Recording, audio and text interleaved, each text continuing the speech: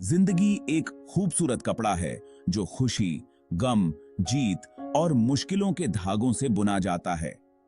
हम बड़ी जीत और सांस रोक देने वाले पलों का जश्न मनाते हैं। फिर भी हम अक्सर खुद को छोटी छोटी बातों, तुच्छ बातों के बोझ तले दबे हुए पाते हैं, जो हमारी शांति को भंग करने की धमकी देती हैं। एक लापरवाह शब्द, एक छोटी सी असफलता, ये छोटी छोटी बाधाएं हमें अजेय पहाड़ों की तरह लग सकती हैं। लेकिन क्या ये छोटी छोटी बातें वाकई में हमारी खुशी को नियंत्रित करने की ताकत रखती हैं? इसका जवाब अक्सर ना होता है। इसका राज है इनके क्षण भंगुर स्वभाव को पहचानना और उन्हें अपने मन में जड़ें जमाने न देना। जरा सोचो, आप एक स्टूडेंट हो जो एक महत्वपूर्ण परीक्षा की तैयारी पूरी लगन से कर रहा है। आपने रात रात भर पढ़ाई की है, किताबों के ढेर खत्म कर दिए हैं और खुद से बार बार सवाल पूछे हैं। फिर भी परीक्षा के दिन आप एक आसान से सवाल में अटक जाते हैं और अचानक घबराहट की एक लहर आप पर छा जाती है। वो छूटा हुआ सवाल आपकी अपर्याप्तता का प्रमाण बन जाता है, आपकी सारी मेहनत और तैयारी पर पानी फेर देता है। ये है छोटी छोटी बातों को खुद पर हावी होने देने का नतीजा। परीक्षा के लिहाज से छूटा हुआ सवाल बस एक छोटी सी चूक है। ये न तो आपका ज्ञान मिटाता है, न ही आपकी क्षमता को कम करता है।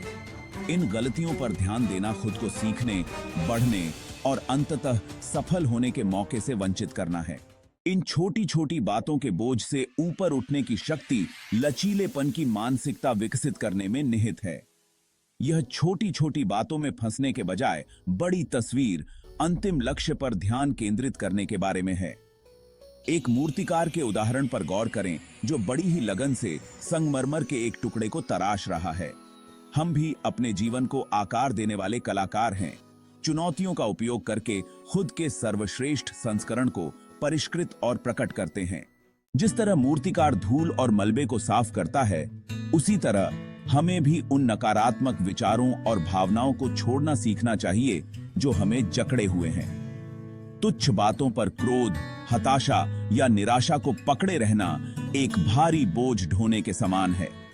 जाने देना सीखना एक प्रक्रिया है, जिसके लिए सचेत प्रयास और अभ्यास की आवश्यकता होती है।